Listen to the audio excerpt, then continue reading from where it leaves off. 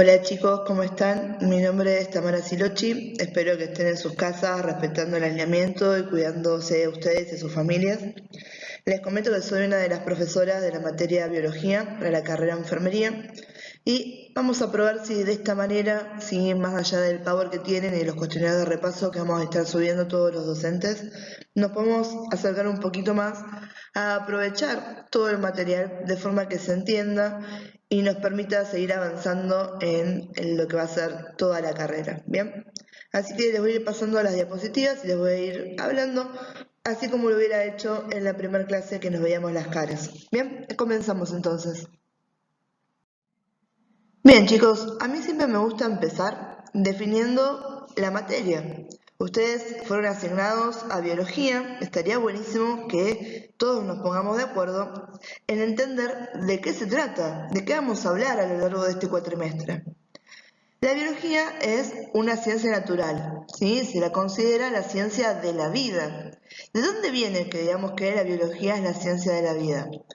Viene, sí, si uno se pone a ver la palabra, que es súper lindo conocer un poco de lo que se llama etimología, ver de dónde vino la concepción, cómo se creó esa palabra, vemos que nos está buchoneando, porque son así las palabras, cuando uno las conoce son buchonas y nos dan mucha información, que la biología es vida y tratado. Cuando hablamos de tratado, estamos hablando de una compilación, un libro, algo que uno escribe sobre un tema en particular. Entonces, fíjense que tenemos, para yo poder escribir un libro, tengo que saber de qué estoy hablando, ¿sí? Entonces, uno estudia la vida, busca la información y esa información se ha convertido en la base de un montón de las disciplinas que vamos a necesitar para comprender a los seres vivos y no solamente al ser vivo como tal, ¿sí? Sino que también nos sirve para comprender los procesos. Imagínense, respiramos, ¿sí? Estamos todos respirando en este momento. Entonces, me interesa saber muchísimo cómo, por qué respiro. Porque de esa manera voy a saber el día de mañana, si tengo un paciente con dificultad respiratoria, cuál puede llegar a ser la causa de que ese paciente no esté respirando bien. Puedo saber también si me conviene que ese paciente se quede acostado, si lo tengo que levantar y sentar, ¿sí? Si le tengo que proporcionar oxígeno o no. Entonces, la biología vamos a ver que nos va a dar los fundamentos, ¿sí? Nos va a dar los fundamentos, lo que va a ser la base, para poder seguir construyendo a lo largo de toda su carrera, chicos, ¿sí? Cuando hablen de anatomía, van a acordarse de biología. Cuando hablen de farmacología, vamos a retroceder acá. Cuando estén en tercer año, que estén viendo las últimas materias que ya se están ahí por recibir y entrar a lo que sería el ámbito laboral, van a ver que no se puede escapar de la biología, no se puede escapar de la anatomía, ni de las materias que van a ver que se consideran troncales en lo que es la carrera. ¿Bien? Entonces, lo que estaría buenísimo es que se armen una buena base de esto. Tienen que, ustedes están arrancando, ¿sí? Todo un poco raro por esto del aislamiento por el coronavirus, pero aprovechen ese tiempo, quizás que están un poco más tranquilos en sus casas, que tuvieron la fortuna y disfortuna en ese momento de no tener que haber viajado en transporte público, ¿sí? Quizás algunos tienen una hora o más de viaje para llegar al instituto, que pueden estar tranquilos en su casa, con la compu, con el celu, y estudiar esto que va a ser súper lindo de entender más adelante, ¿sí? Bien, algo interesante, ¿sí? Lo que se llaman los principios de la biología, es que la mesa en la que yo la tengo apoyada la compu y mi brazo derecho, con el que estoy gesticulando que ustedes no me ven, están compuestos por los mismos componentes químicos, ¿bien? Átomos, moléculas, que los vamos a ver. Y además, tanto la mesa como mi brazo responden a las leyes de la física. Entonces, ¿qué es aquello que difiere que la mesa esté muerta o sea inerte? Oren por mí si no lo está. Y que yo sea un ser vivo. Y vamos a ver que hay ciertas características que presentan los organismos vivos que me llevan a mí a decir, este es un ser vivo y este es un ser inerte, que me separa a la mesa de a una persona, que me separa a un perro de una roca. Bien, estos van a ser los siguientes.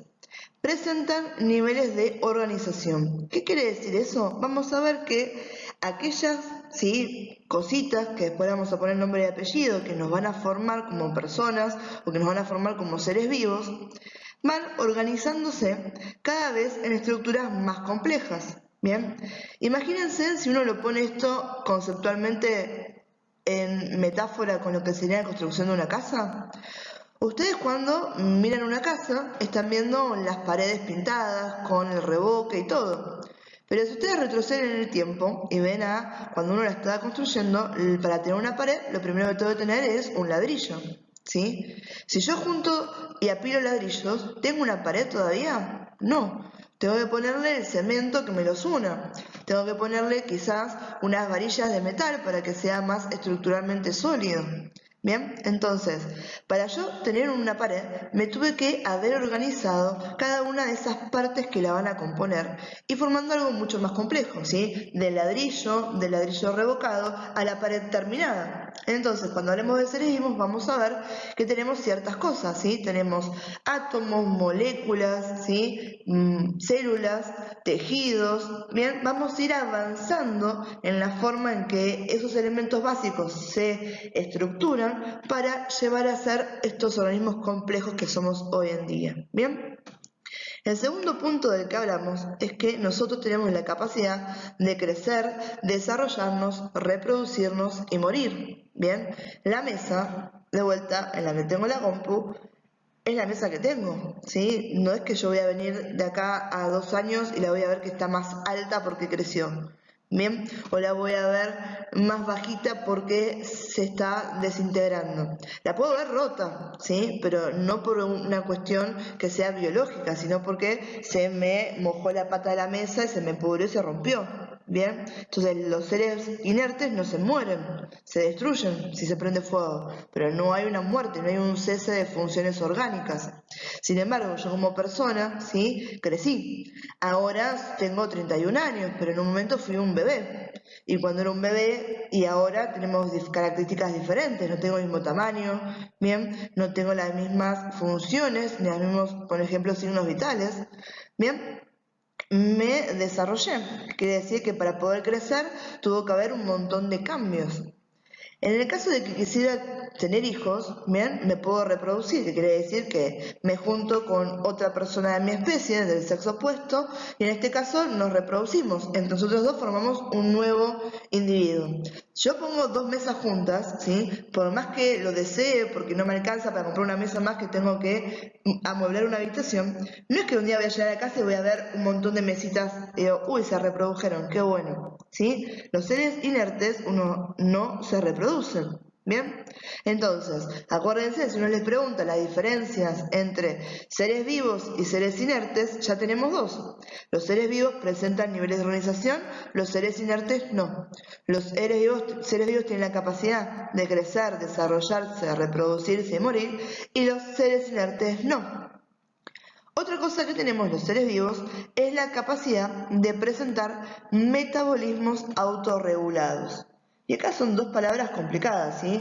Autorregulado quizás es mucho más sencillo de darnos cuenta. Algo que se autorregula, ¿qué quiere decir? Que va a manejarse por sí solo y va a siempre buscar de forma automática el equilibrio.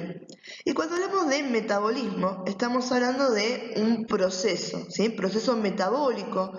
Bien, imagínense que, para ponerlo en palabras que nos entendamos fácil, el metabolismo es todo aquello que yo tengo que hacer, en realidad que mi cuerpo tiene que hacer, para obtener un resultado. Por ejemplo, el metabolismo es lo que me permite a mí comerme una hamburguesa y transformar esa hamburguesa en energía. Y que esa energía sirva para que mis células funcionen bien y yo esté viva, ¿sí? Que pueda vivir, si no me desnutro. Si me desnutro voy a empezar a perder un montón de capacidad en cómo funciona mi cuerpo. ¿Bien? Otra cosa que tenemos es que los seres vivos respondemos a estímulos.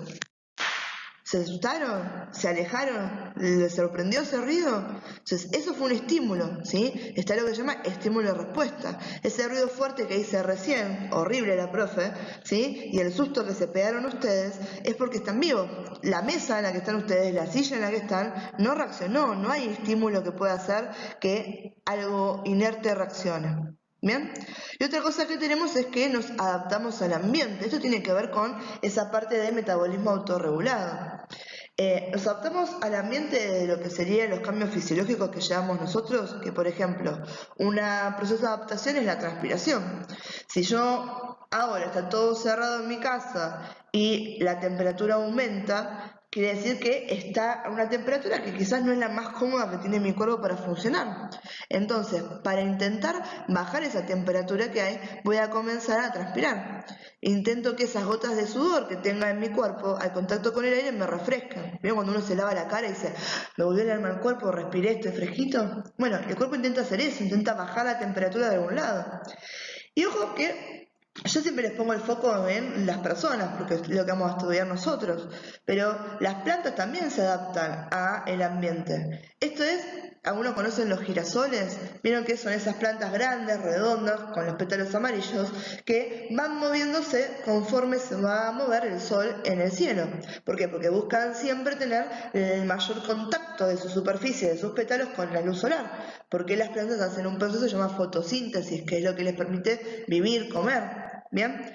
Entonces, para que nos quede claro, los seres vivos respondemos al ambiente, respondemos a estímulos, presentamos metabolismos autorregulados, presentamos niveles de organización y tenemos la capacidad de crecer, desarrollarnos, reproducirnos y morir. ¿Bien? Esto que están viendo acá, chicos, es un cuadro sinóptico. Los cuadros sinópticos están buenos porque nos hacen un resumen conceptual de todos los temas que estamos viendo. Otra forma de ver esta diapositiva es como la diapo buchona, que nos está ayudando a tener en cuenta lo que vamos a ver más adelante, ¿sí? Fíjense que está bueno esto que nos marca que todos los seres vivos tienen tres cosas en común, básicamente. Por un lado, todos los seres vivos tienen células, que ahora vamos a ver un poquito más en detalle qué es una célula, ¿bien? Y para qué sirve. Puede tener una célula o puede tener muchas células, independientemente del número, va a ser un ser vivo, siempre que tenga células, ¿no? Estas células se organizan, fíjense ahí al costadito, tejidos, órganos, aparatos, sistemas, eso que habíamos hablado hace un ratito de niveles de organización.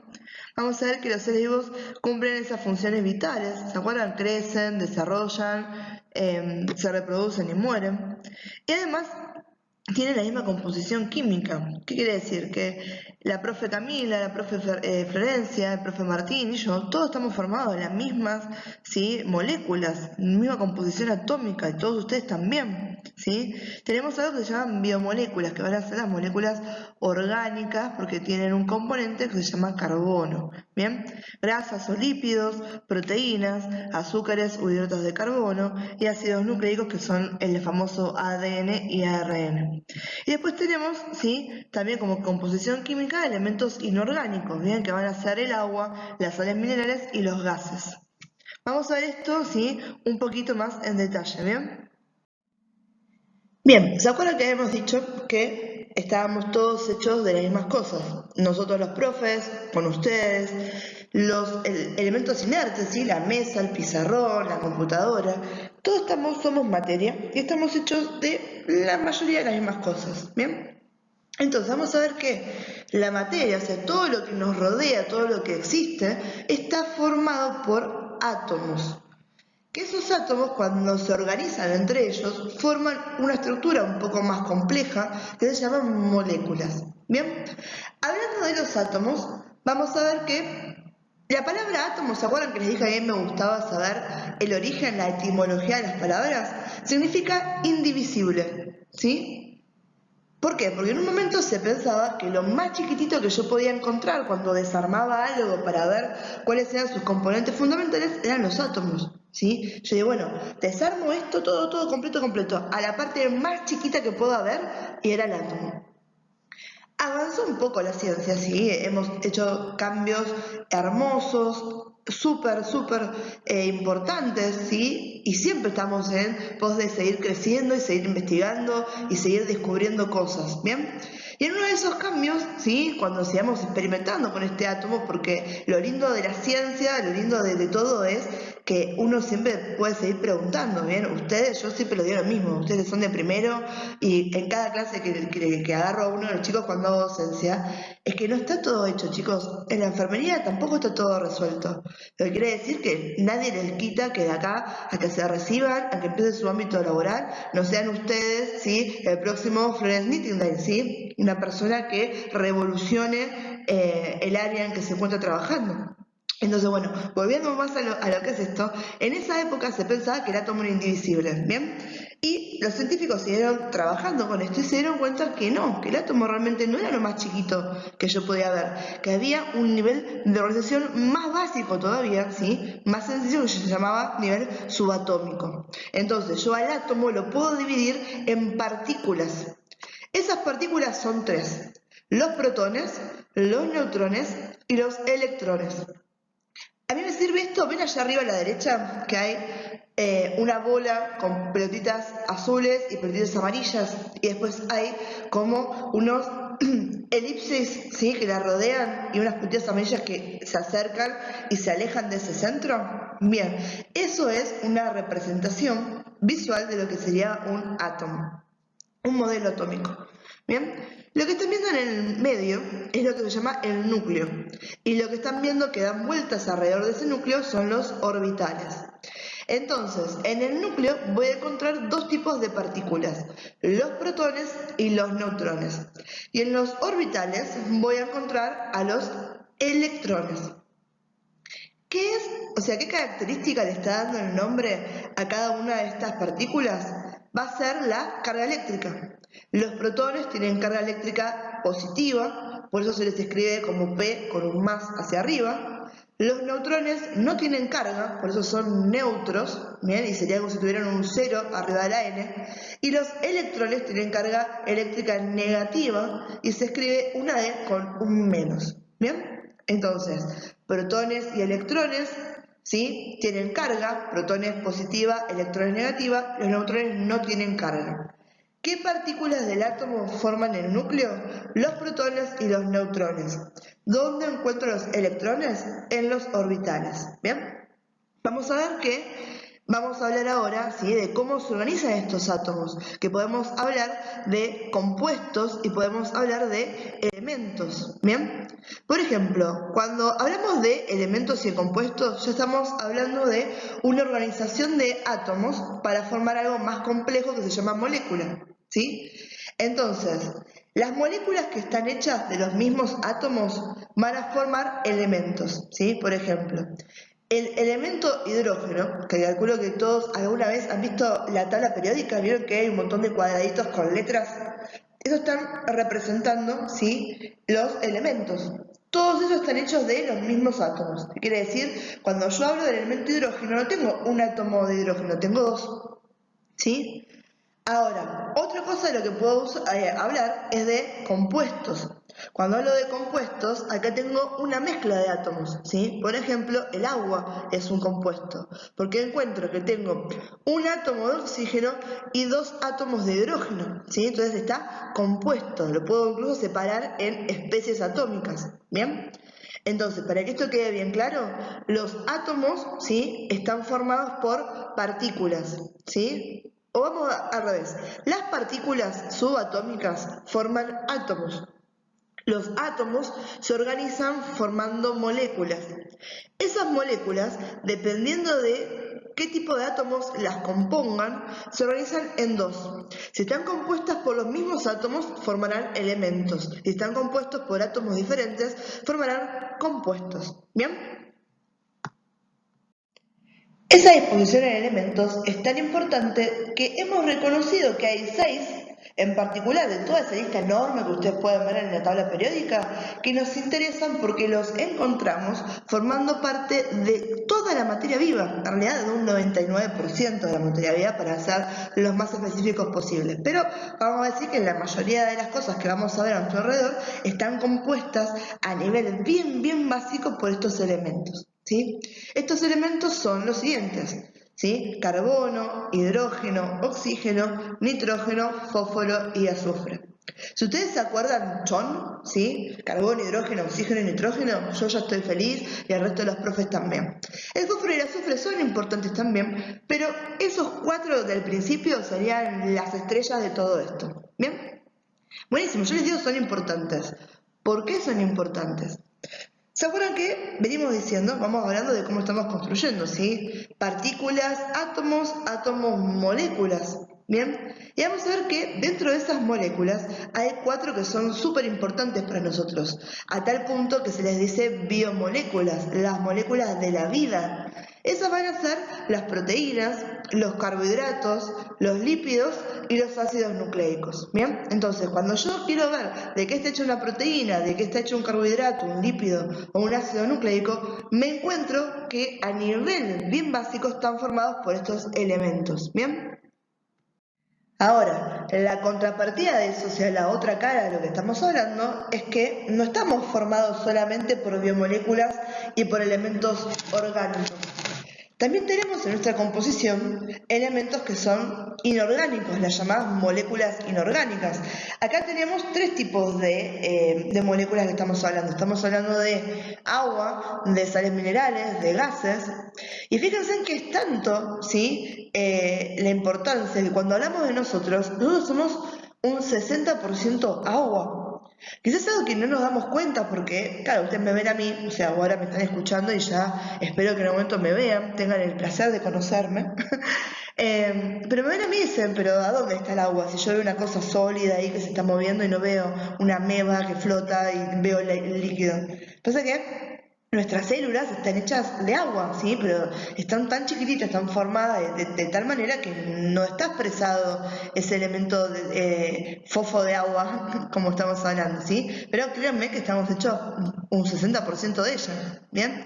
Después tenemos las sales minerales, ¿sí? Que las sales van a estar encontradas tanto en el interior de las células o disueltas por fuera de las células, en lo que se llama el medio extracelular, y que van a servir para que pasan cosas desde y hacia las células. Después esto lo vamos a ver un poquito más cuando hablemos de transporte de membranas. Pero por ahora, con que sepan que hay sales en el medio que favorecen el transporte hacia y desde la célula, está buenísimo. Y después tenemos gases, ¿sí? ¿Qué gases son los más importantes, los que podemos hablar siempre? El oxígeno y el dióxido de carbono, ¿sí? Yo sin oxígeno no podría estar hablando, porque sin oxígeno no respiro. Y lamentablemente no, o sea, siempre que yo tengo oxígeno voy a eliminar dióxido de carbono, ¿sí? Entonces vamos a ver que esos están implicados en reacciones químicas que hacen que yo obtenga energía.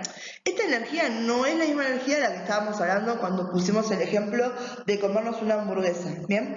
Esta energía la estamos hablando a nivel celular, porque hay un concepto, ¿sí? Que por ahí es un poquito difícil de entender, pero vamos a verlo de la forma sencilla, ¿sí? Para que ustedes por lo menos tengan la idea, que se va a llamar respiración celular.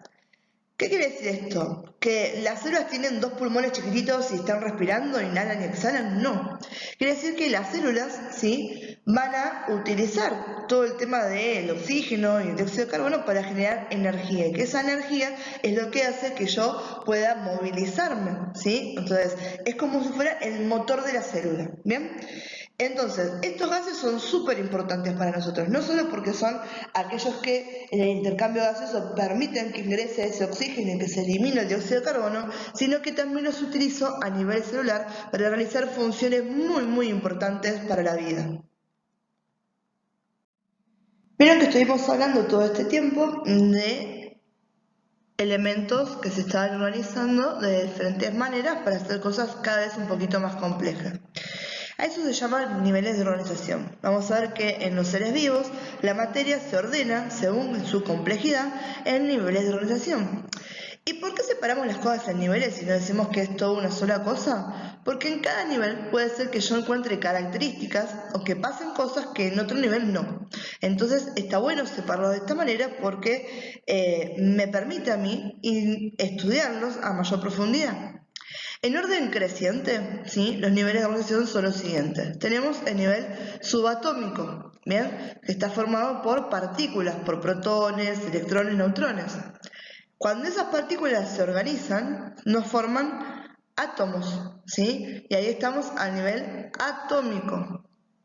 Átomos organizados no forman moléculas, ¿sí? Una proteína, que es lo que tiene ahí, es una molécula, está formada por un montón de átomos.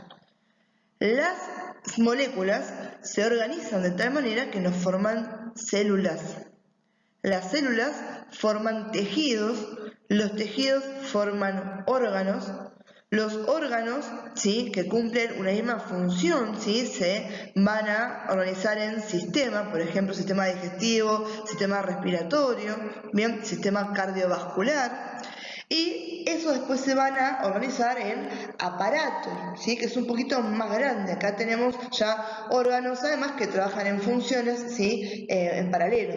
Y después del nivel de aparato tenemos que el nivel de organismo, ¿sí? Entonces, si yo les digo, chicos, nómbrenme los niveles de organización en orden creciente, o sea, de lo más chiquito a lo más grande, me van a decir, profe, los niveles de organización son los siguientes: subatómico, atómico, molecular, celular, tejido, órgano, sistema, aparato y organismo. Entonces son 9 los niveles de organización, ¿bien? Esto que tienen acá, fíjense en que me arranca desde célula. ¿Para qué? Para ver que esos niveles de organización yo incluso los puedo ir más a grandes, ¿sí? Fíjense, organismo, población, comunidad, ecosistema, bioma, biosfera. A mí que me va a interesar más que nada los que les nombré en la diapo anterior. ¿Sí? Este dibujito que se va moviendo y que les va mostrando que hay otras cosas, está bueno para que entiendan que no termina ahí, que uno cuando empieza a ver más allá del organismo, ¿sí?, empieza a ver lo que es el ambiente, el ecosistema o hablar de comunidades, ¿sí?, podemos seguir organizándonos un poquito más. Entonces, vamos a ver que tenemos un montón de especies, tanto animales como vegetales y bacterias, que van a tener comportamientos, formas, o lo que se llama morfología, y funciones que difieren entre sí. ¿Bien? Ahora, hay algo que permite identificar una jerarquía, o sea, un orden de rango entre los seres vivos. ¿Bien? Y eso está basado en lo que se llama teoría celular, ¿sí?, que me está hablando, ¿sí?, de que los organismos están compuestos por unas unidades básicas que son las células. ¿Se acuerdan que hace un rato habíamos dicho que aquellos que eran seres vivos, todos los que estaban formados por células, ¿sí?, ya sea que tenga una, o tenga dos, o tenga 25 millones de células, o más todavía? En esa diapo que iba a ser la diapo buchona, que nombramos las 3 cosas que tenían los seres vivos, ¿bien? Y ahí es donde van a entrar 2 conceptos nuevos que está bueno que ustedes lo tengan, ¿sí? Aquellas formas de vida que están formadas por una sola célula se les va a llamar organismos unicelulares. Por ejemplo, una bacteria es unicelular, es una sola célula, todo ese ser vivo. Con eso alcanza. Sin embargo, hay otros seres vivos, como lo somos nosotros los seres humanos, que estamos formados por miles de millones de células, ¿sí? Nosotros somos organismos pluricelulares, multicelulares, ¿sí? La palabra más linda es pluricelulares, pluris de plural, ¿sí? Hay muchos, ¿sí?, células, ¿bien? Entonces, en base a lo que es la teoría celular, que nos separa, nos dice que estamos todos formados por estas unidades básicas que son las células, distinguimos 2 tipos de seres vivos: aquellos que son unicelulares, formados por una sola célula, y aquellos que son pluricelulares, formados por miles de millones de células. Y esto acá que le está diciendo ese muñequito mío, dice que la célula es la unidad morfológica, funcional y genética fundamental de los seres vivos, así como el átomo es la unidad funcional de las estructuras químicas. ¿Qué quiere decir todo esto? Que cuando yo voy a estudiar la parte química y de por qué funciona y tiene ciertas características algo, ¿sí?, voy a enfocarme en los átomos. Y cuando yo me voy a fijarme, ¿sí?, cómo funciona un poquito mejor, más de cerca, un ser vivo, si es un organismo, me voy a fijar en las células sobre todo. Cuando hablamos de morfológica, vamos a hablar de forma.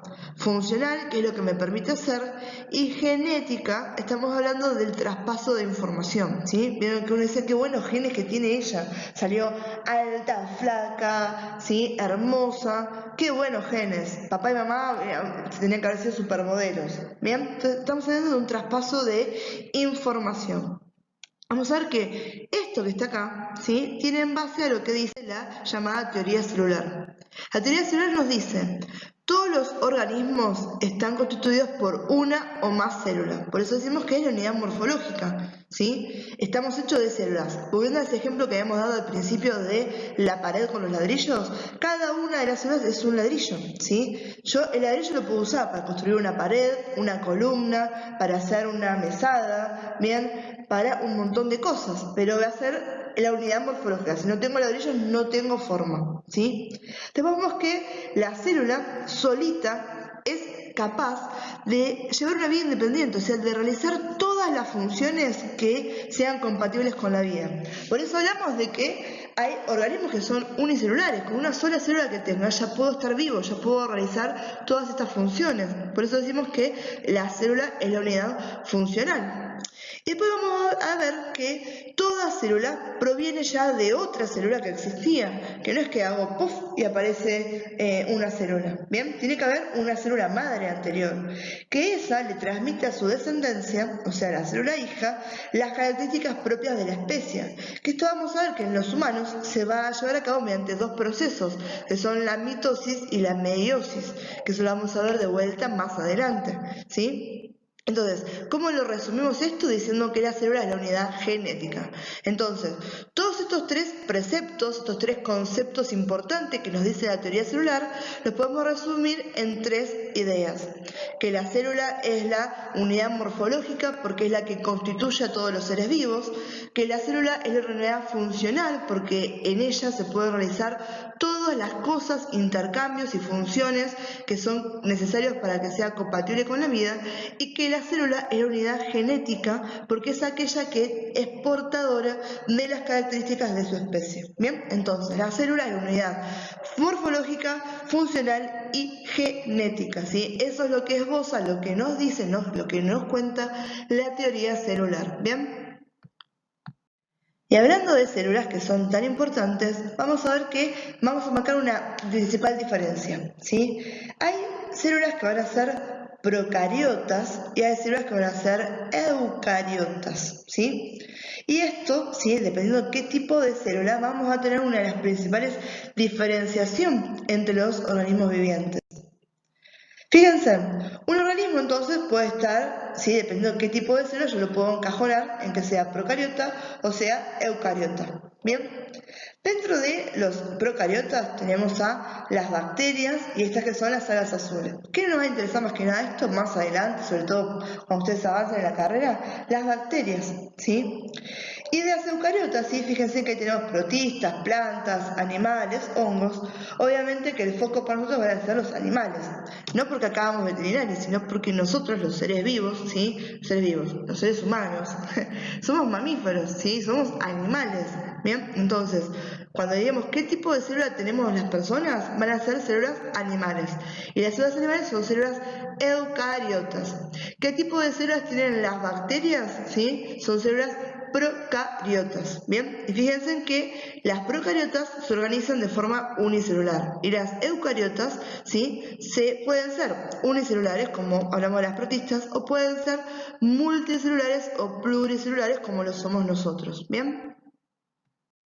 Entonces, aprendiendo un poquito de esta célula procariota. De vuelta, fíjense en qué buchonas que son las palabras.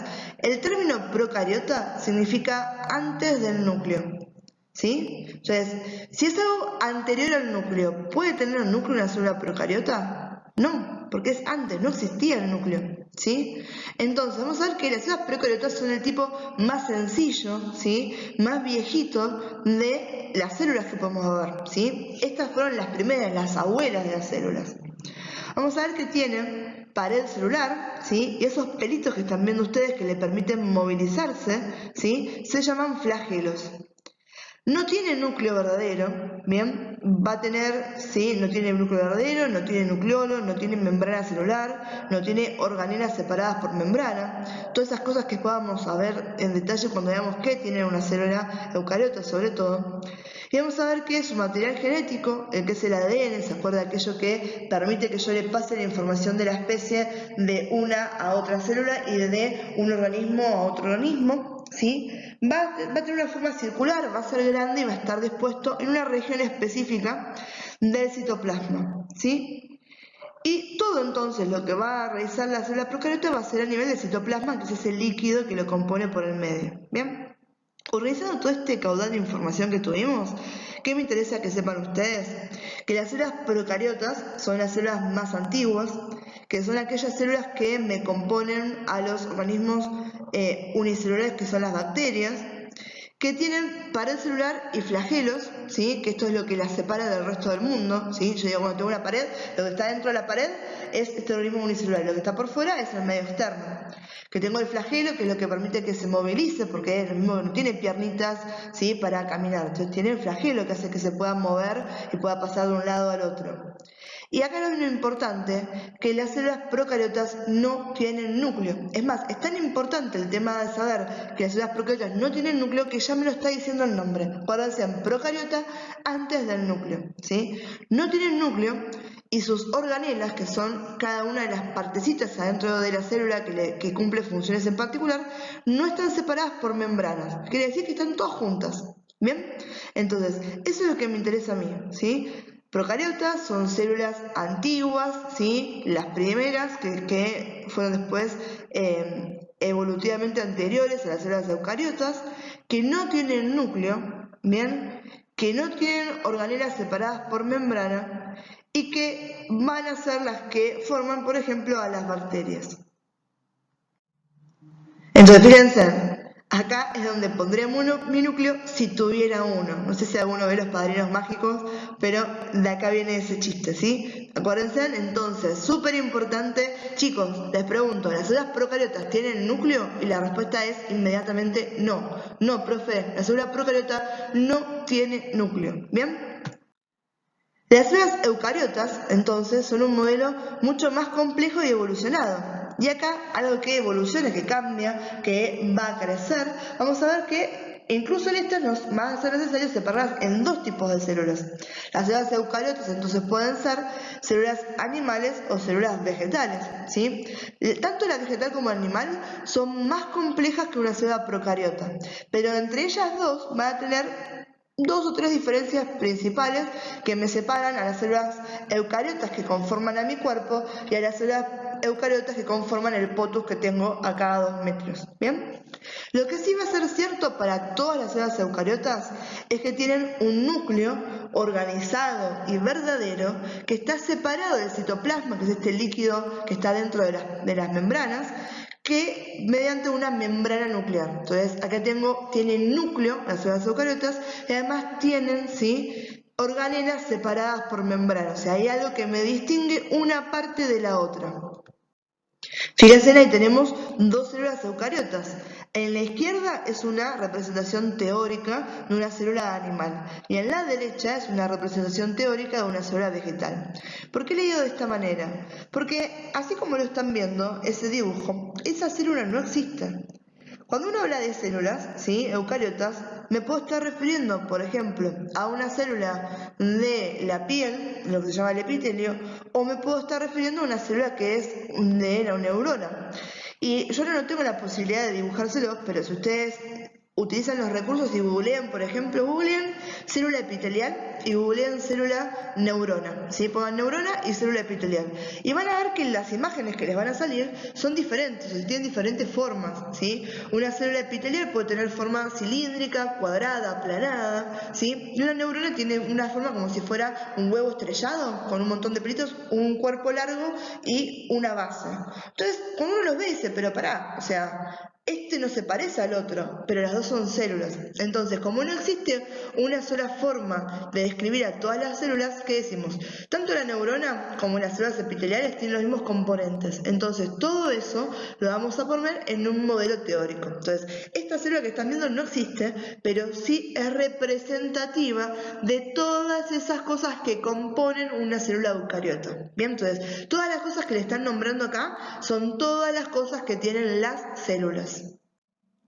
Entonces, vamos a ver que, como hablamos de evolución entre las procariotas y las eucariotas, hay ciertas cosas que van a tener en común, no es todo diferencia entre un tipo de célula y la otra. Bien, vamos a ver, acá tenemos dos dibujitos que nos están haciendo de cuenta que fueran las células.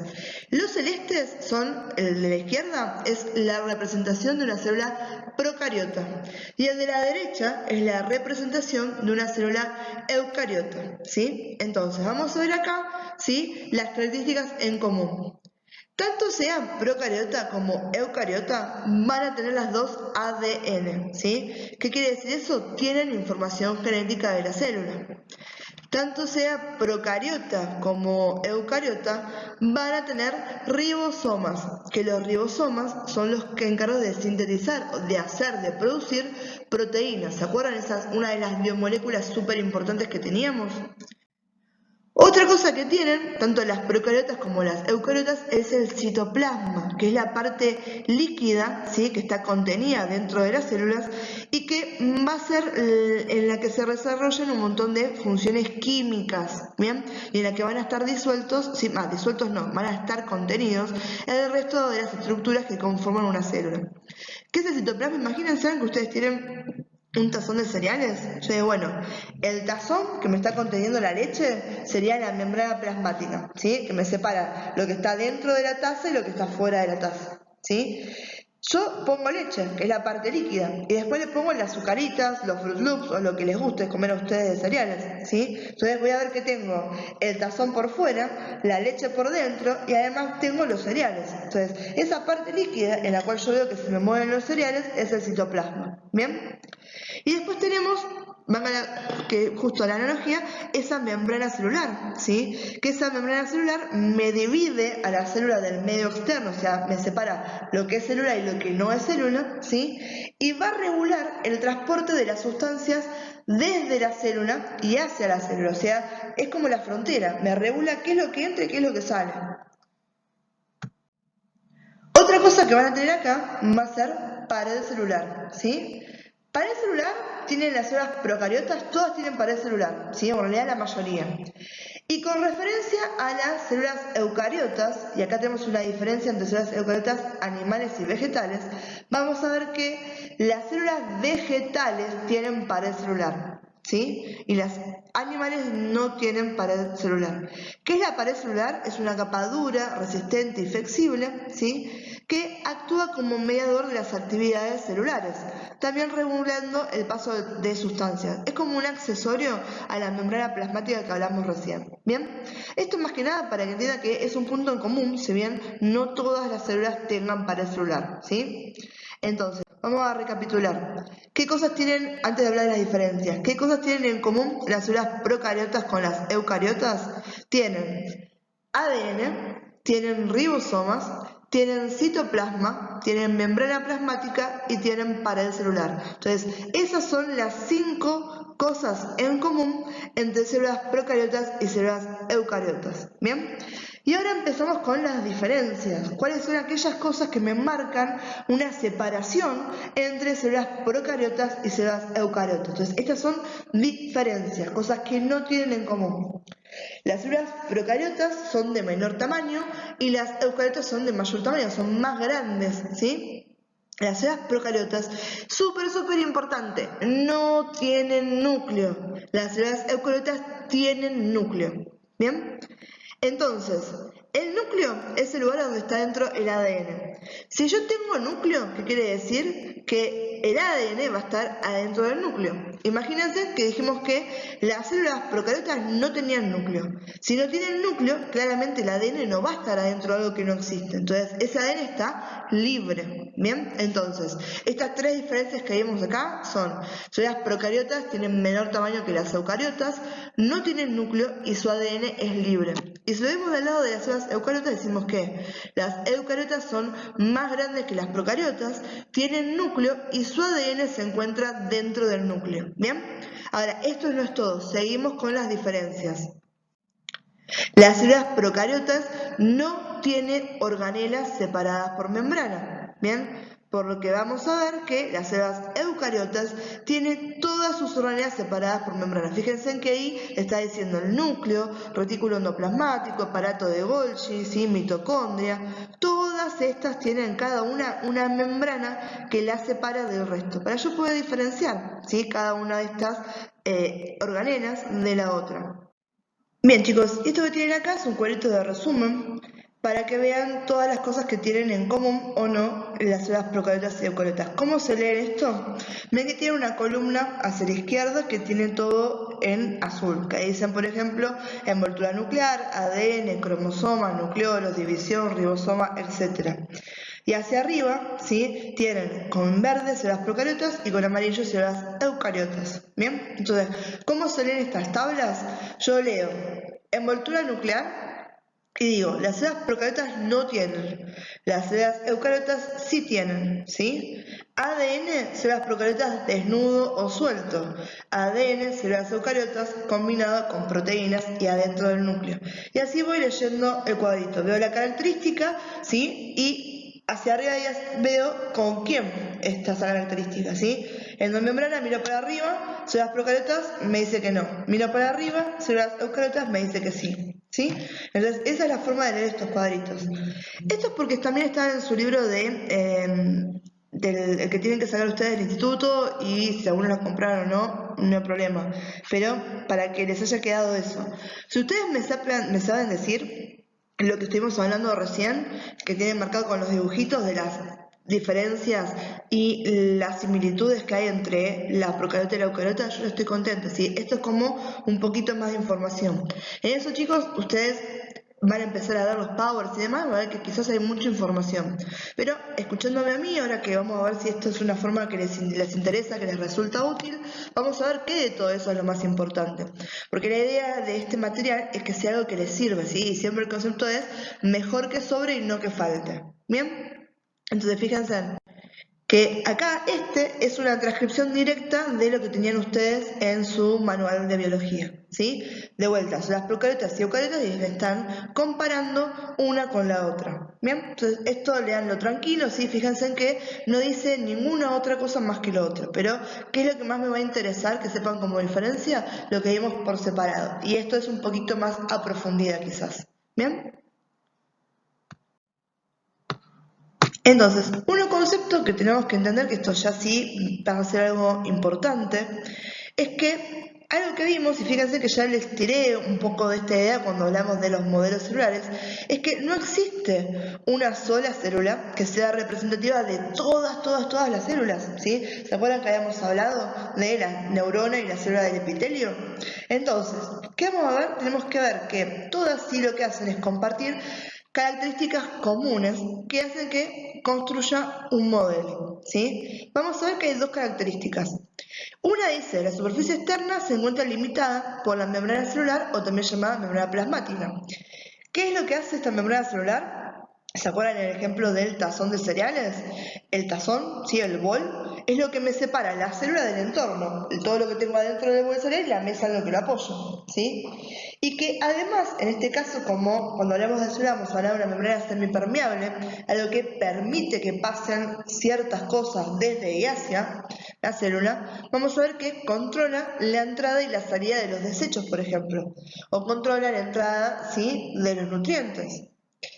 Otra cosa que vamos a ver es que por dentro de la membrana plasmática tenemos aquí al citoplasma. El citoplasma era la leche, esa parte líquida, ¿bien? Que va a ser el que contiene a las organelas y al núcleo. Vamos a ver que, hablando de las células eucariotas, ¿sí? Tanto las células animales como las vegetales tienen tres cosas en común. Tienen núcleo, tienen citoplasma y tienen membrana plasmática. ¿Y cuál es la diferencia principal entre una célula eucariota animal y una célula eucariota vegetal? Es la forma de obtener energía, ¿sí? Vamos a decir que es entre ser una célula autófora y una célula heterótrofa. Qué nombres complicados, ¿no? Bueno, ahí me tienen de vuelta el muñequito y fíjense. ¿Qué es algo autóforo, sí? Foro viene de comer, de ingestión, ¿sí? Y auto, automático. Entonces, ¿qué quiere decir? Que son capaces de generar su propio alimento, ¿sí? Yo no voy y le dejo una hamburguesa al potus que tengo acá a 2 metros. Lo dejo al sol y solito él hace fotosíntesis, o sea, es capaz de obtener la luz solar y los nutrientes de la tierra en la que está puesta la raíz y generar su energía. Sin embargo, por más que yo lo quisiera lograr, me tiro 2 horas al sol y si no comí, no almorcé, no merendé, no desayuné, voy a tener un hambre espantosa, porque no tengo forma de generar alimento al sol. Porque mis células son heteróforas, ¿sí? Obtengo mi energía alimentándome de otros seres vivos, ¿sí? Somos organismos que necesitan descomponer, ¿sí? Los nutrientes de parte de otros seres, ¿sí? No los conseguimos solitos, ¿bien? Otra cosa que tienen de diferencia las células eucariotas vegetales de las células eucariotas animales es la complejidad de sus organelas. Las células animales tienen organelas con un poco más de complejidad que las vegetales, ¿sí? Y después hay ciertas cosas que son propios de las células vegetales, que no las encuentro en las células eucariotas animales. Y estas son la pared celular, ¿sí? ¿Se acuerdan que lo habíamos visto hace un ratito? Que no tenían las animales.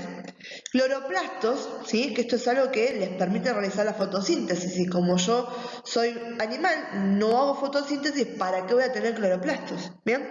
Y vacuolas diferenciadas, ¿sí? Vacuolas hay en las células animales, pero estas que se llaman diferenciadas son mucho más grandes. Imagínense que son las vacuolas, son una organela que se encarga de almacenar agua. Bien, obviamente una planta tiene mucha más necesidad de hacer eso que una célula animal. Bien, entonces, acá fíjense, tenemos dos dibujitos. Por un lado, la que está a la izquierda es una célula animal y la que está a la derecha es una célula vegetal. Entonces, fíjense que tiene la mayoría de las cosas son parecidas. Tienen esa membrana plasmática, una tiene pared y la otra no, ¿sí? Una tiene núcleo, las dos tienen núcleo, tienen nucleolo, pero fíjense en la vacuola, miren esa cosa grande, celeste que está al lado del núcleo en la vegetal. Fíjense que no tengo nada parecido del otro lado, ¿sí? Retículo endoplasmático, mitocondrias, ¿sí? Todo eso lo tengo, pero la diferencia entre una y otra son marcadas, ¿bien? Y ahí tienen los dos dibujitos, ¿sí?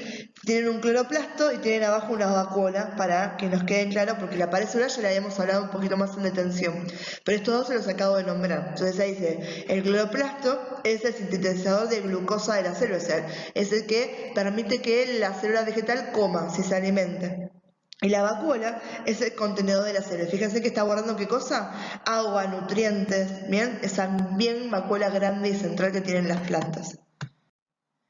Entonces, para que nos quede bien en claro, acá estamos hablando de una célula eucariota animal. Vamos a ver que contienen membrana plasmática, citoplasma, citosol y citoesqueleto, núcleo, nucleolo, ADN y envoltura nuclear, retículo endoplasmático liso, rugoso, ARN, ribosomas, aparato de Golgi, lisosomas, peroxisomas y mitocondrias. ¿Bien? Todo esto al no desesperar, que lo vamos a ver más adelante, ¿sí? Vamos a ir parte por parte aprendiendo qué significa cada una de estas cosas y qué papel cumplen principalmente dentro de la célula. Bien, yo esto se los voy a dejar como una actividad que la vamos a plantear desde el Classroom, ¿sí? Les voy a dar dos cosas. Uno que va a ser un cuestionario de repaso sobre todo lo que vimos acá, o sea, preguntas, para que ustedes las vayan haciendo tranquilos y se den cuenta si las pueden resolver, si realmente entendieron los conceptos principales que se fueron explicando en este PowerPoint, esta primera clase que hemos tenido. Y lo segundo, ¿sí? Que les voy a armar ahora como tarea en clase y también se los digo acá a los que me están escuchando, lo que a mí me interesa que ustedes hagan es que escriban, ¿sí? Que se dibujen una célula eucariota y una célula procariota, ¿bien? Dibújenla y chicos, cuando yo les digo dibujen, no les estoy pidiendo que sean Picasso, ¿sí? O que sean artistas, porque acá no me sirve el tema de la plástica. ¿Ustedes quieren dibujar un cuadrado y adentro poner redondelitos y decir, sacar flechas y ponerle los nombres?